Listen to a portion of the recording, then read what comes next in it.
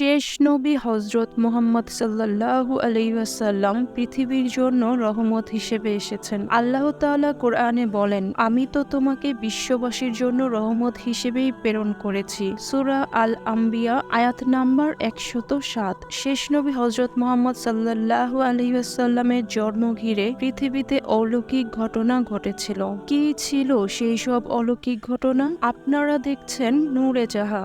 আসসালামু আলাইকুম প্রিয় বন্ধুরা, আশা করি সকলেই ভালো আছেন।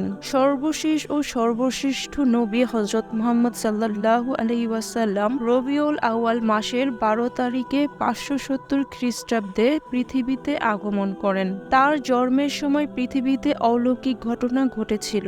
এ ঘটনাগুলোই শ্রেষ্ঠ নবীর আগমনকে মানুষের সামনে স্পষ্ট করে তোলে। এমনই কিছু ঘটনা আজ আলোচনা করব। প্রথমত, বিশ্ব নবী সাল্লাল্লাহু আলাইহি ওয়াসাল্লামের জন্মের কিছুদিন আগে আবরাহার হস্তি বাহিনীর বিনাশ ঘটে। আসহাবে ফিল অর্থাৎ আবরাহার হস্তি বাহিনী আল্লাহর ঘর কাবা শরীফের ওপর আক্রমণ করেছিল। আল্লাহ তাআলা তাদেরকে আবাবিল নামক কিছু ক্ষুদ্র পাখির মাধ্যমে কঠিন শাস্তি দেন, মাটির সঙ্গে মিশিয়ে দেন। এ ঘটনাটি বিশ্বনবীর জন্মের বরকতের সূচনা ছিল বলে সিরাতের কিতাবগুলোতে উল্লেখ রয়েছে। পরবর্তীতে হযরত উসমান ইবনে আবুল আস রাদিয়াল্লাহু আনহু এর মা হযরত ফাতেমা বিনতে আব্দুল্লাহ রাদিয়াল্লাহু আনহু বলেন, রাসূলুল্লাহ সাল্লাল্লাহু আলাইহি ওয়াসাল্লামের জন্মের মুহূর্তে আমি মা আমেনার কাছে ছিলাম। আমি দেখলাম বিবি আমেনার ঘরটি আলোয় আলোকিত হয়ে গেল। আকাশের সব তারকা নিচের দিকে ঝুঁকে পড়ল।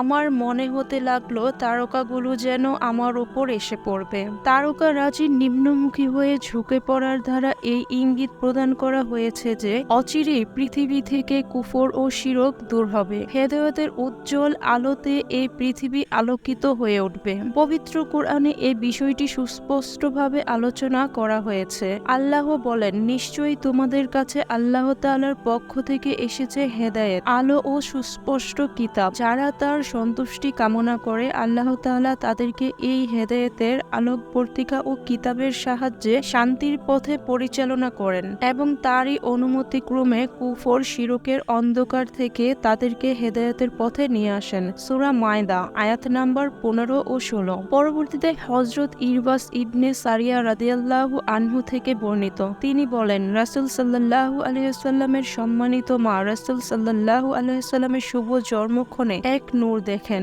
যার মাধ্যমে সিরিয়া এলাকার প্রাসাদগুলো উজ্জ্বলভাবে দৃশ্যমান হয়ে ওঠে। পরবর্তীতে মহানবীর জন্মক্ষণে একদিকে পৃথিবীর মূর্তিশালায় নবুয়তের সূর্যোদয়, অপরদিকে পারস্য সম্রাট কিসরার রাজপ্রাসাদে ভূমিকম্পের সৃষ্টি হয়। এই ভূমিকম্পের দরুন রাজপ্রাসাদের 14টি গম্বুজ ভেঙে গুড়িয়ে যায়। পারস্যের এক অগ্নিকুণ্ড, যা 1000 বছর ব্যাপী বিরতিহীনভাবে জ্বলছিল, তা সেই শুভ মুহূর্তে হঠাৎ নিভে যায়। সাওয়াহ নামক এক নদীতে যথারীতি পানি প্রবাহিত হচ্ছিল। নবীর আগমন মুহূর্তে হঠাৎ তার অথই জলরাশি শুকিয়ে যায়। প্রকৃতপক্ষে এটি ছিল অগ্নি পূজা সহ সব ভ্রান্তির অবসানের ইঙ্গিত। পরবর্তীতে সহিহ হাদিসে বর্ণিত, জন্মের সময় বিশ্বনবীর মায়ের পেট থেকে এমন একটি নূরের বিচ্ছুরণ ঘটেছিল, যার আলোকে পূর্ব থেকে পশ্চিম দিগন্ত পর্যন্ত সবকিছু আলোকিত হয়ে গিয়েছিল। কোনো কোনো বর্ণনায় পাওয়া যায়, বিশ্বনবী সাল্লাল্লাহু আলাইহি ওয়াসাল্লাম যখন ভূমিতে আবির্ভূত হলেন তখন উভয় হাতের উপর ভর দিয়েছিলেন, অতঃপর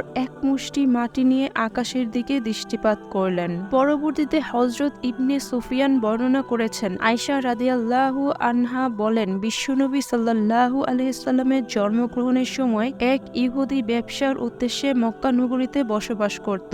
যে রাতে নবী পৃথিবীতে আগমন করেন সে রাত পরবর্তী সকালে সে কুরাইশদের কাছে জিজ্ঞেস করল, গতরাতে এই এলাকাতে কোনো শিশু জন্ম হয়েছে কি? উপস্থিত কুরাইশের লোকেরা বলল, এ বিষয়ে আমরা কিছু জানি না। লোকটি বলল, তোমরা এই বিষয়টির অনুসন্ধান করো, কেননা এই রাতে বর্তমান উম্মতের নবী ভূমিষ্ঠ হয়েছেন। তার কাঁধের মধ্যবিত্ত স্থানে একটি বিশেষ নিদর্শন অর্থাৎ মোহরে নবুয়ত রয়েছে।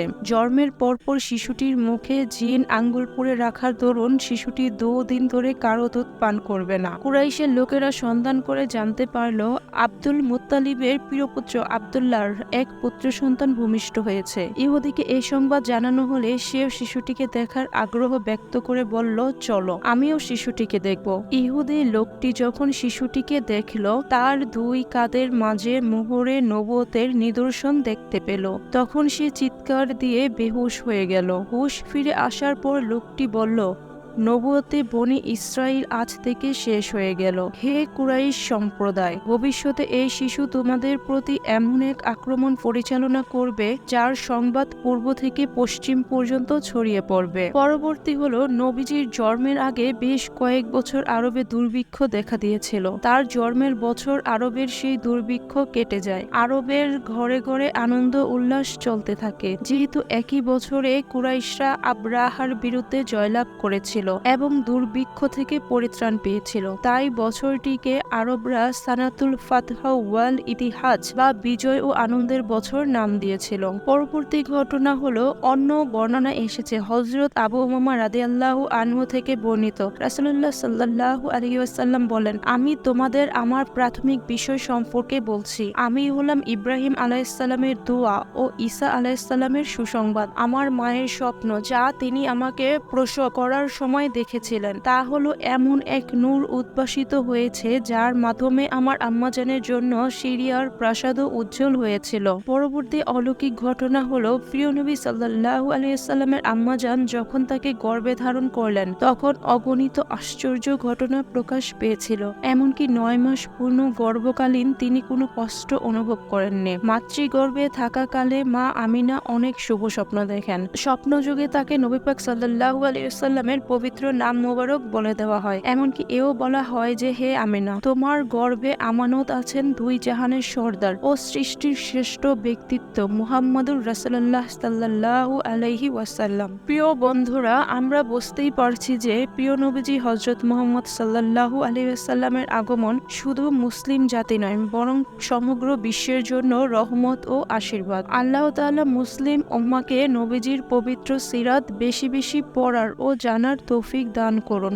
আমিন। বন্ধুরা, যদি ভিডিওটি আপনাদের ভালো লাগে অবশ্যই লাইক, কমেন্ট, শেয়ার এবং সাবস্ক্রাইব করতে ভুলবেন না। আশা করি সকলেই ভালো থাকবেন। খুদা হাফেজ।